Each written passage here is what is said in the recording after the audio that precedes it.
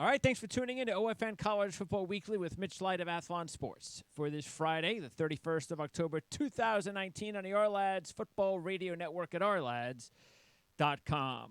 OFN College Football Weekly is brought to you by Athlon Sports, the leading publisher of preseason annuals for more than 50 years, sold in 60,000 outlets nationwide. So, Mitch, for a third straight week, we got ourselves a big upset starting with South Carolina over Georgia. Then we had Illinois shocking Wisconsin. And K-State beats Oklahoma. Head coach Chris Kleiman's first big program-defining win in Manhattan. I think there's going to be many more for that program. And I guess we just have to guess who's going to go down this week. Did you bring that up because you picked Kansas State to win outright last week? Did I? Wow, great. I mean, yes. What? Yeah, you seem so surprised. That's unbelievable. Yeah. What a great pick. A good call by you. Very entertaining game.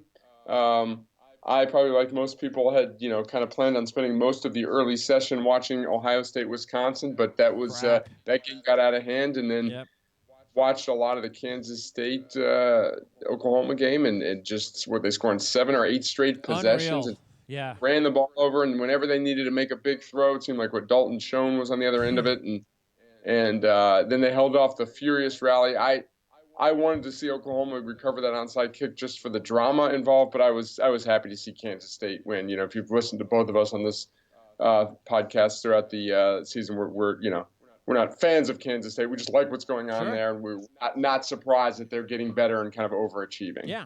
I talked about them as a potential sleeper in the Big 12, not necessarily to win it, but to do something like this or maybe be a little bit better, of course, than people had originally thought. Skylar Thompson's a big reason why. Not a great passer. We get that. But that's not what Kansas State is used to anyway. I mean, Colin Klein was one of the best quarterbacks they've ever had, and he did it in a way that kind of what we saw Skylar Thompson did against Oklahoma, yet Klein seemed to do it every game and was also a better passer. But look, what I was also impressed with, which is really Kleiman's staple too, and what's going to make this program succeed faster, it was the defense. I thought the defense was fantastic. Yeah, and real quick back to the quarterback, though, it just seems like certain schools have a prototype at quarterback. In Kansas State, they seem to find those guys. They're not elite runners. They're not elite passers. They're just a nice combination of both, and they certainly have certain kind of DNA in their, with that position. And Skylar Thompson looks like the next find for the Wildcats. All right, so let's get into. Actually, if you take a look at and because the polls come out, the official playoff polls, next Tuesday. So by the time we do the show next week, we'll know. In the first week. So you have LSU, Alabama, Ohio State, Clemson. As far as the AP rankings right now, is there anything as far as the rankings, the way that you see them, anything at all that is surprising, or when you take a look at teams that are outside the top 4, that you think, you know what, these are a couple teams to keep an eye on for whether it's because of their schedule, obviously how good they are, that people may not be talking about them right now as a serious playoff team?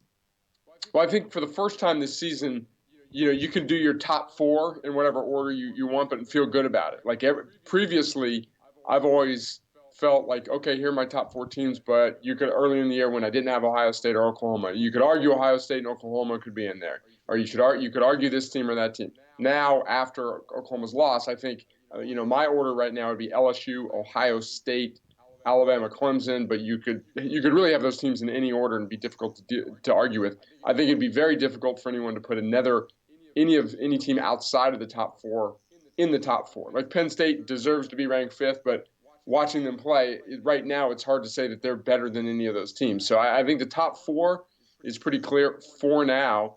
A couple of teams, I love what's going on at Utah, playing great defense, efficient offensive play, although they've got to. They need some help if they're going to win the Pac-12 South with USC controlling its destiny there. So I'm interested to see the Florida-Georgia game to see how the winner plays. Like, let's say Georgia just wins by 21 points and they kind of get their their offensive groove back, then I think they become a team that's very dangerous. Right now, it's hard to say that. They need to prove that they can win in convincing fashion. And look, we've been saying this for the last few weeks, and now we're starting to see it. There are going to be even more upsets or teams, especially because they're going to be playing each other, and that's going to Right. open things up for Utah and Oregon if they can just run the table. Because, see, if Oregon runs the table, that means they're going to beat USC this week, which is going to take care of Utah's problem. So there you've got Utah and Oregon facing each other, and the chances are looking now better than they have all season for if they can get to the championship game without losing either of those teams, the winner getting to the playoffs. Yeah, and I think if you're a Pac-12 school, you want LSU to beat Alabama, and then LSU to beat Georgia, and that would take care of, in my opinion, a second SEC team. If Alabama beats Georgia, I think LSU has a much stronger case as a non-division winner than Alabama would to make the playoff. Yeah, LSU could turn out to be one of those teams that has one loss on their schedule, doesn't play in the SEC championship game, and gets into the playoffs. Right, which is very realistic. Yeah. I don't think, despite, I know you'll have people say, oh, it's Alabama, the committee will put them in. Sure, there's some of that goes on. I like to think there's none of it, but that's a little naive. But I think with Alabama's schedule, there's almost no chance they get in if they do not win the SEC. All right. Now, as far as the SEC, last week LSU had the win over Auburn. It really wasn't. You never felt in that game that LSU was in serious trouble. Right. Early on, it was close, but LSU's been in that spot before, including the Florida game. And it's Auburn. It's the passing game. They just don't scare you in the passing game, and offensively in general. And even though the freshmen ran the ball really well, that kid DJ Williams had a nice game. Right. Maybe he's their next really good running back with Whitlow being banged up. Now we're hearing Gatewood has left the program. Yep. And he's probably upset because he's going, look, this offense is really not doing anything, and you're not putting me in for meaningful snaps. Yeah, it's a tough situation for Gatewood, and I think Gus Malzahn was in a tough spot because you have the son of an Auburn legend in Bo Nix. And not saying Bo Nix didn't deserve the job. He's, 5-star kid. But I think Joey Gatewood would have been a lot better in the preseason to win the job over Bo Nix, and so he's probably frustrated there. And Nix is experiencing predicting growing pains, or suffering through growing pains that aren't surprising when you play a schedule that they've played. And he hasn't been overly efficient, and they've they can be a one-dimensional team. They've got that great defense. You mentioned the young running back DJ Williams, but he had that some real long run. Outside of that, still had 50-something yards or 60 yards and 12 carries, which is still very good. So that's a 5-yard average there. But Auburn's a good team that's limited offensively, and that hurts them in big games. After the bye next week, Auburn will host Georgia in another huge game. As far as Georgia, Florida, I don't care what anybody says, it's still the world's largest outdoor cocktail party. That hasn't changed. Georgia is a 6.5-point favorite in the game. You could take Florida, get 2-1 on the money line. Florida gets just about everybody healthy. Big coincidence for this game. I'm sure that's what they set up to make sure that these guys didn't come back earlier than they needed to. So that's huge. You got Georgia, one of the best offensive lines in football, going up against them. And so that's a nice battle there. I don't know. I get this feeling that because we haven't really seen Georgia have their big game yet, like they haven't had their game. They haven't had the game where we went, wow, that's a great game by Georgia. Maybe this is their game. Yeah, like I said before, we're kind of forgetting about Georgia a little bit, and rightfully so, because they've not been impressive on offense. But they have, they've not given up 20 points in any game this year. So the defense has been solid. This is a weird stat. No team's had more than 68 offensive snaps against Georgia, so the games have been kind of low possession games there. The easy pick to me is Florida against the spread, just because Georgia's kind of struggles offensively. And I did pick Florida earlier in the week, but I kind of like you hinted at, Greg, I think we might see Georgia flex its muscles this week. Yeah, interesting. Georgia, if you take a look at it, the real issues have been at the receiver position. Yeah, they're very young. Yep. When Fromm was a freshman, he had Godwin, Hardman, and when he was a sophomore, he had Ridley and Holloman. Also had the tight end. This year, 2 of his top receivers are freshmen, true freshmen, and the other is the Miami transfer. So these are 3 new players to the offense and 2 true freshmen.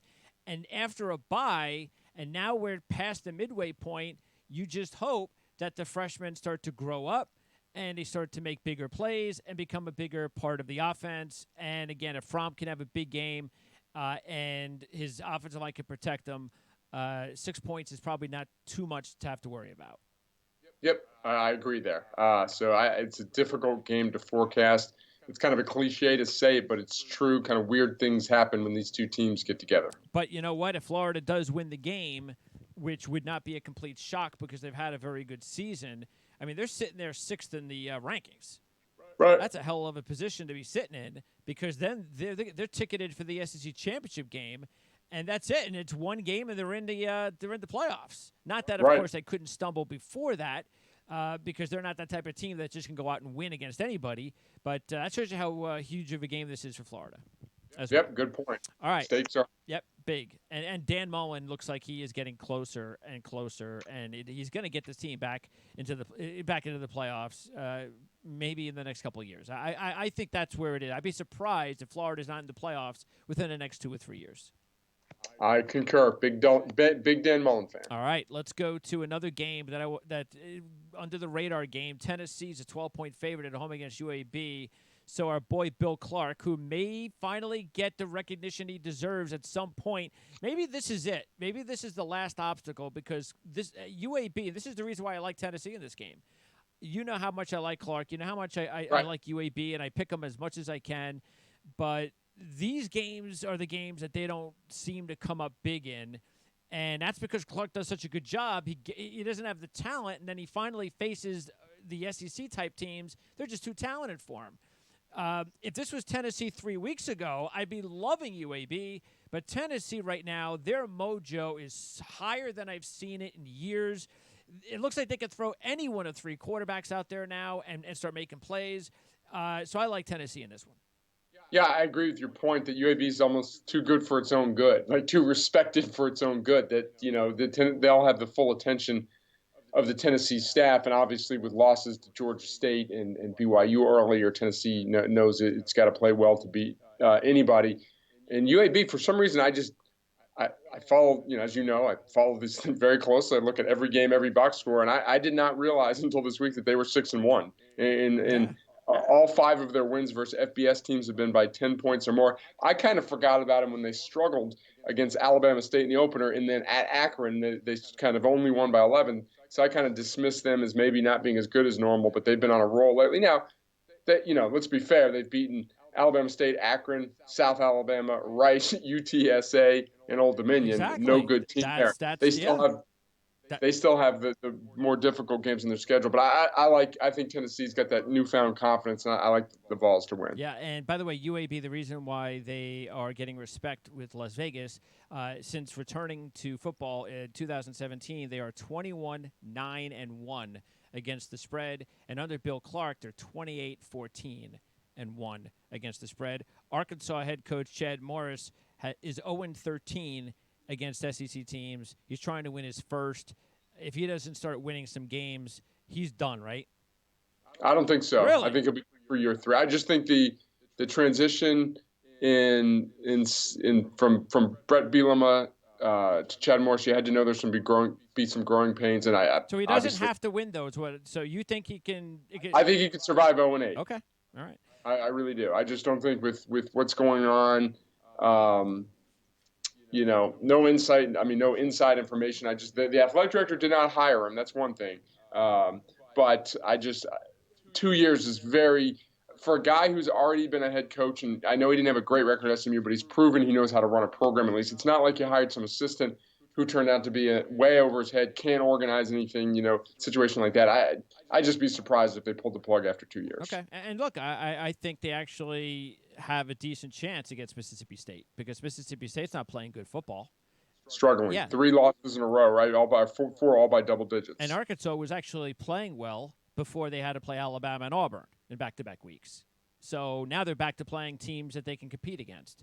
So maybe this is the win for Chad Morris, and I wouldn't be surprised if they did it. By the way, we talked about liking Kentucky last week, and they just cruised against Missouri as your top upset pick of the week. So we both did good on our upsets last week.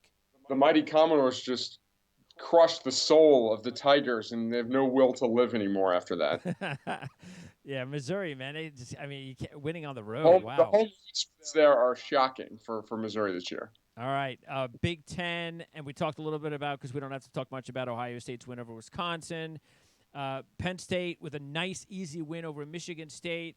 And now with Michigan's growing confidence, Ohio State, things are going to – I like the way the schedule is actually starting to get tougher and tougher, and it's going to be real tough for Ohio State, especially if Penn State beats Minnesota next week, where you've got Penn – and the funny thing is, of course, Penn State doesn't even have to beat Minnesota to still get to the Big Ten championship game because they can beat Ohio State. So Penn State, Ohio State, then Ohio State, Michigan. Ohio State's got some really tough games coming up at the end of the season because those two teams can play really good defense. Yeah, obviously you're talking about the Ohio State at Rutgers game. I agree with you there. That's going to be a difficult one. Oh no, I'm just kidding. I think the Big Ten East is setting up, especially like you said, with Michigan playing better. Penn State deserving of its ranking, but maybe not the fifth best team in the country there. I think it's going to be fun. I hope it goes down to the final few weeks with those three teams, kind of a little round robin. Yeah, and see what those teams have that Michigan State and Wisconsin didn't have going up against Ohio State is they at least are showing they have a little bit more explosion on offense. So that is going to make things a lot more difficult for Ohio State. So we'll see.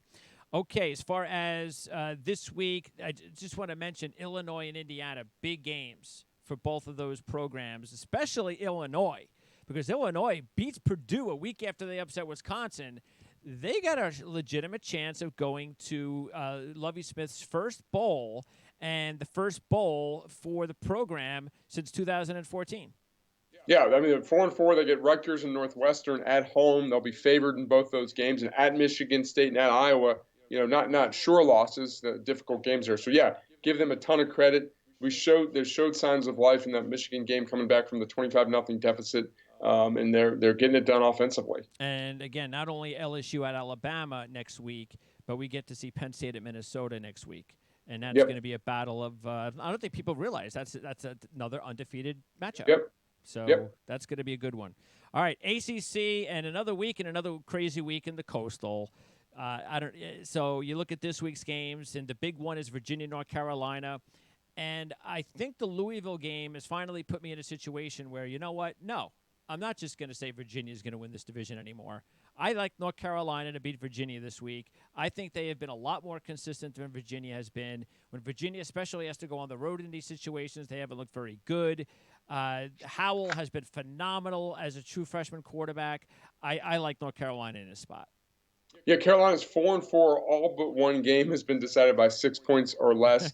All but two decided by 4 points or fewer. So I guess it makes sense that they're 4-4. And I know we're talking about this year, but I was looking at their depth chart. They are very young across the board. I would say they're going to go in, no matter what happens this season, they're going to go into next year as probably the preseason favorite to win the Coastal. As well they should. Miami, Florida State, not the rivalry it used to be. Miami's beaten the Seminoles the last 2 years. Jaron Williams has reclaimed his starting job. Florida State has won their last 3 home games, both straight up and against the spread. FSU, favored by 3. Who do you like? I think FSU at home. It looks like Alex Hornibrook's going to go again. Cam Akers was 2 for 3 passing the ball. Look to see him at the quarterback position. Run some wildcat football every once in a while. He is. They're really utilizing him a lot more. He's averaging about 22 carries per game after averaging only about 13 last year. So they are utilizing the best player or at least the best offensive player on the team. So I'll go Florida State at home. Notre Dame gets Virginia Tech. I wouldn't be surprised if this game was closer than people think. If Brian Kelly, let's just say he's not there next year. Give me a coach that would be a good candidate there. Matt Campbell. I mean, the usual suspects. I don't know if Urban Meyer's ever coming back, but you tell me. I don't think Urban Meyer both ways there. Matt Campbell makes a lot of sense, and an Ohio native, a Midwest guy. He's kind of got it going on at Iowa State.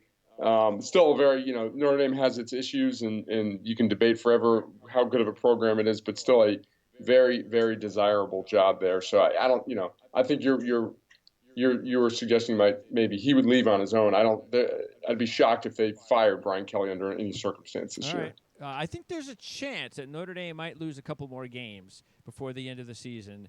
And I think this Virginia Tech game is going to be closer than people think. By the way, NC State, Wake Forest. NC State will start their third different starting quarterback in the last 4 ACC games.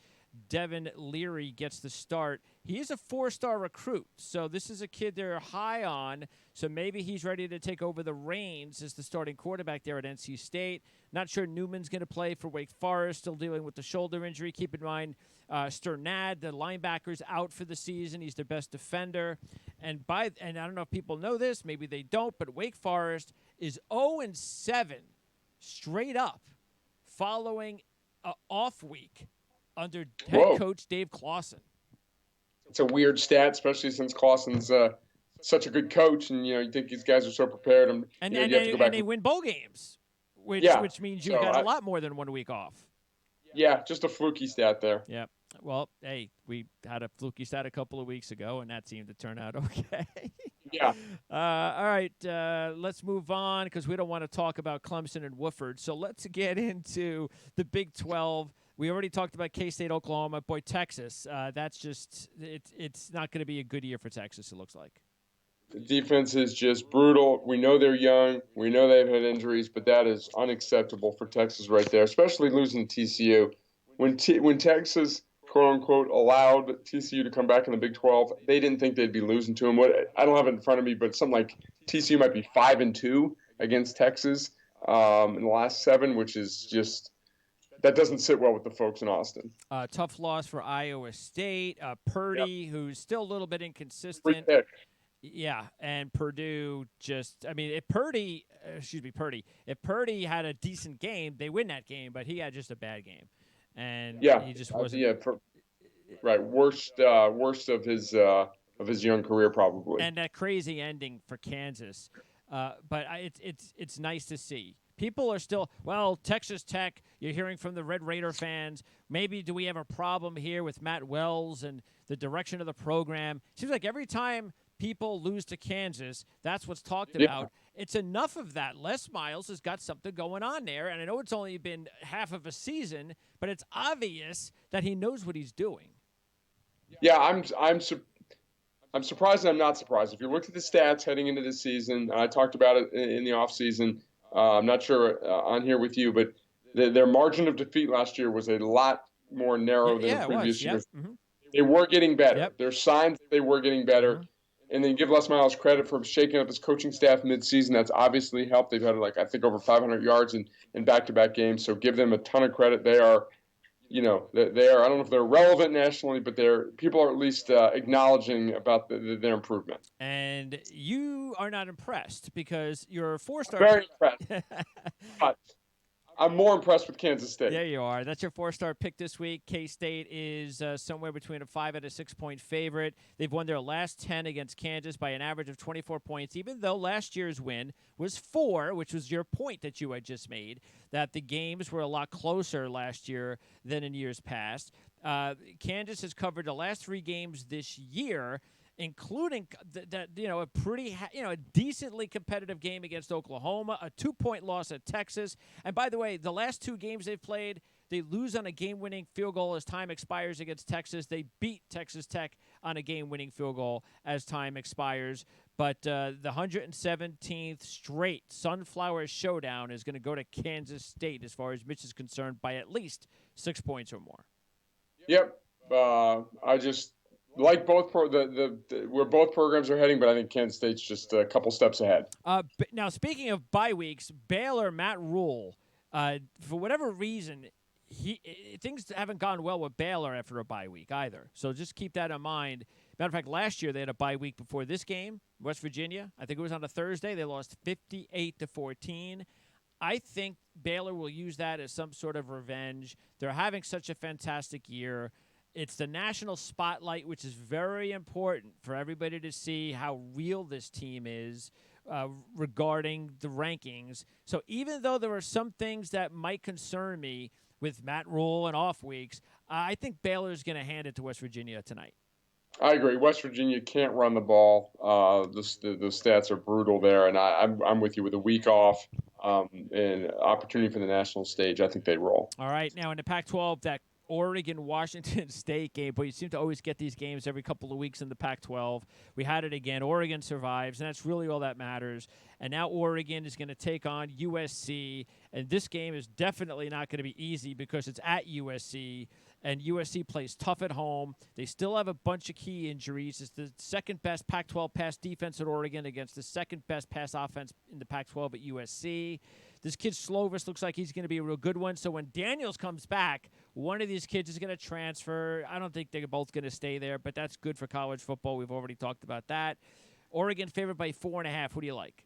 I like USC at home outright. Oregon's kind of, I know that, competition's been not, I don't know how good Washington State is, but it's a rivalry game there. Point being, they have kind of been flirting with disaster a little bit. 3 of their last 4 games, and they blew out Colorado, but they only beat Cal by 10, Washington by 4, Washington State by 2. Yeah, back-to-back weeks, too. Yeah, I think Southern Cal at home, like you said, playing well. A lot of confidence coming off that comeback win in Colorado. I like the Trojans to win outright. Yeah, I see exactly where you're coming from. USC 2-1 straight up, 3-0 against the spread as a home dog since 2013.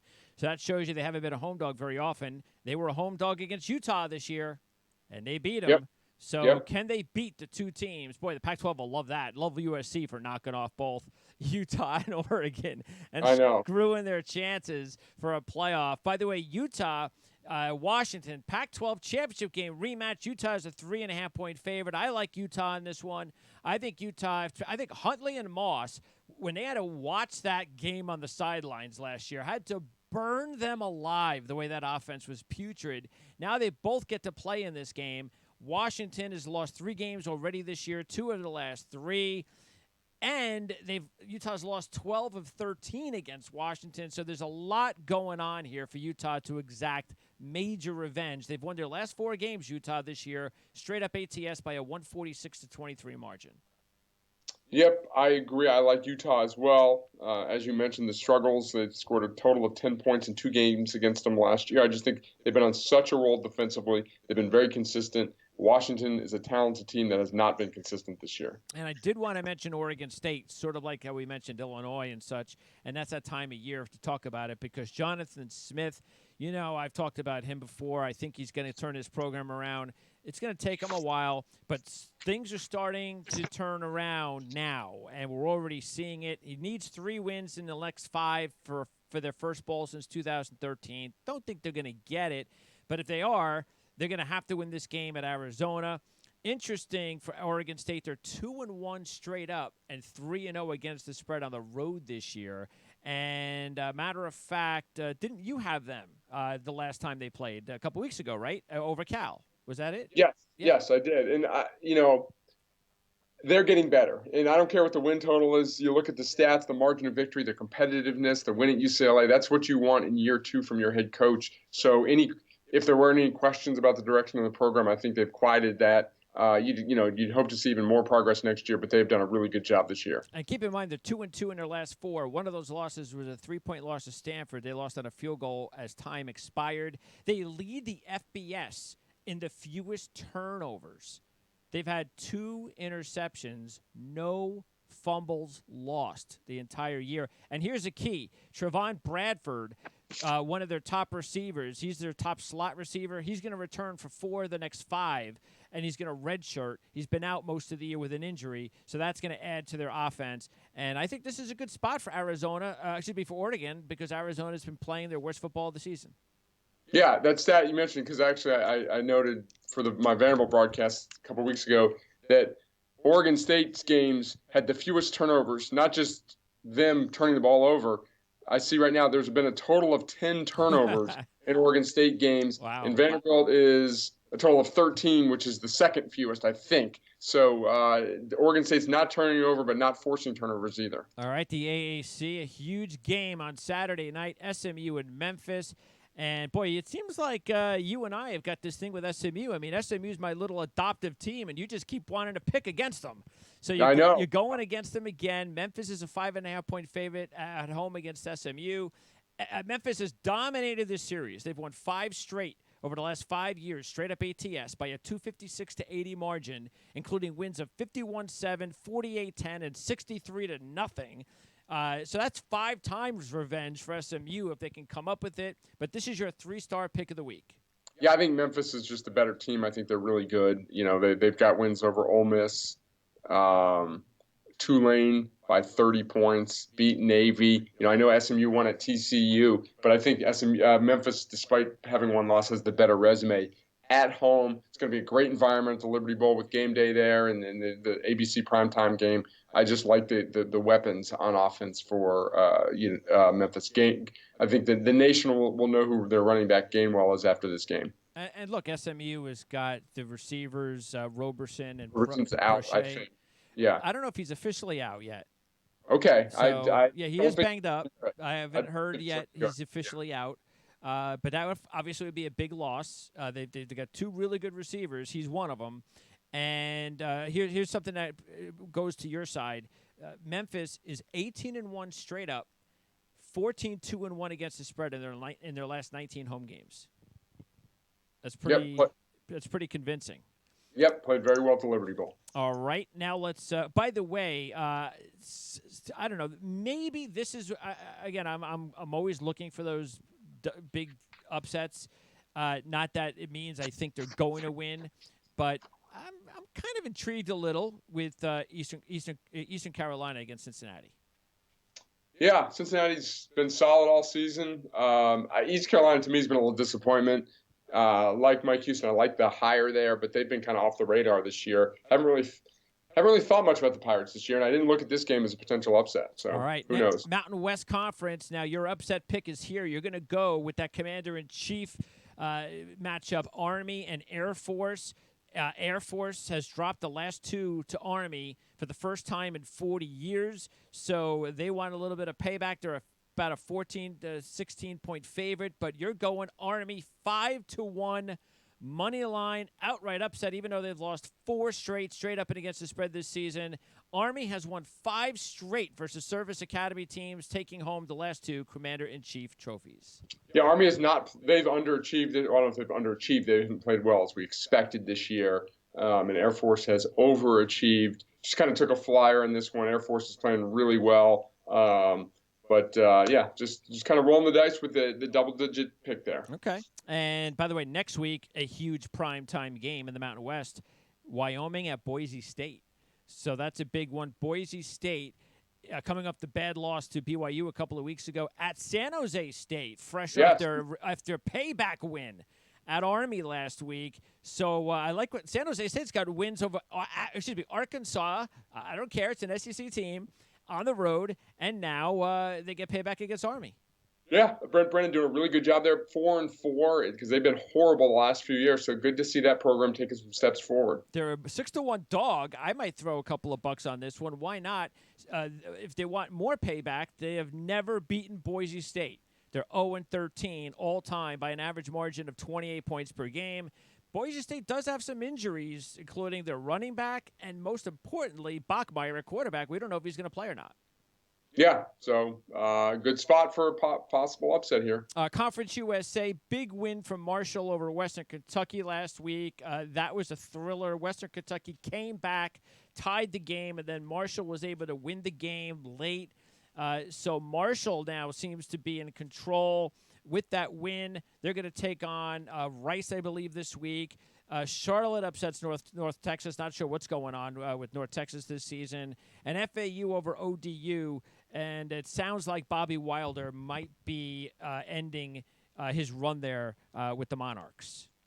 Yeah, I kind of brought that program from, non-existence, I think, right? Been there for a while and had some good runs there, had some good quarterbacks there. So one thing, North Texas, I was thinking about, someone brought this up to me this week, and, everyone really loves Seth Luttrell and done a good job there, but they lost Graham Harrell